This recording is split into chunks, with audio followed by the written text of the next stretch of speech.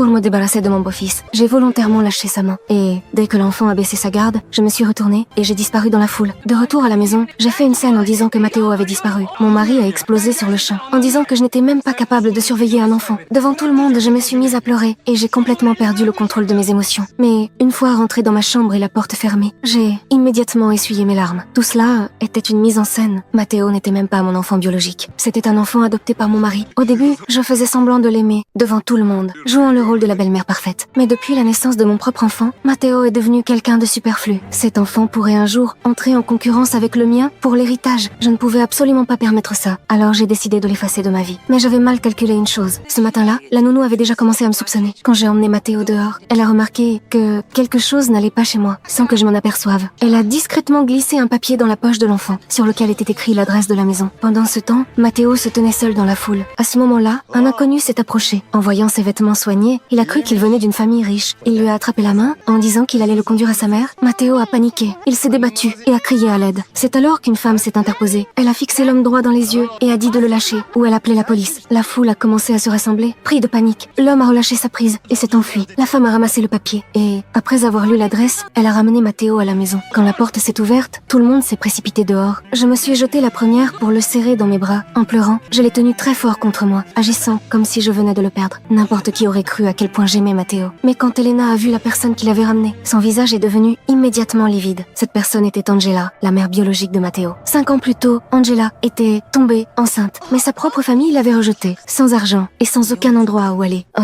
elle savait qu'elle ne pouvait pas offrir à son enfant la vie qu'il méritait. Alors, dans une douleur insupportable, elle avait accepté de le faire adopter par une famille aisée. Pendant toutes ces années, Angela avait observé Matteo en silence, sans jamais révéler la vérité. Elle pensait qu'en le laissant dans cette maison luxueuse, elle lui offrait un meilleur avenir. Elle n'avait jamais imaginé que le véritable danger se trouvait sous le même toit. De retour à la maison, Matteo vit que je dormais à l'étage et que son petit frère pleurait, de peur de me réveiller. Il monta doucement à l'étage, prit un jouet pour essayer de calmer le bébé. Mais l'enfant continuait de pleurer sans s'arrêter. À ce moment-là, Matteo vit un autre jouet coincé sur une branche à l'extérieur du balcon. Il apporta une chaise, monta prudemment dessus et tendit le bras sans parvenir à l'attraper. Il se pencha un peu plus. La chaise vacilla et Matteo perdit l'équilibre. Et j'avais tout vu, mais je n'ai pas couru, je n'ai pas crié, je n'ai pas appelé à l'aide, je suis restée là, froide et immobile, à le regarder tomber dans le danger. Angela avait également vu toute la scène et, au moment précis où Matteo allait tomber, elle se précipita et le rattrapa juste à temps, se blessant elle-même dans le processus. Et à cet instant-là, elle prit une décision audacieuse.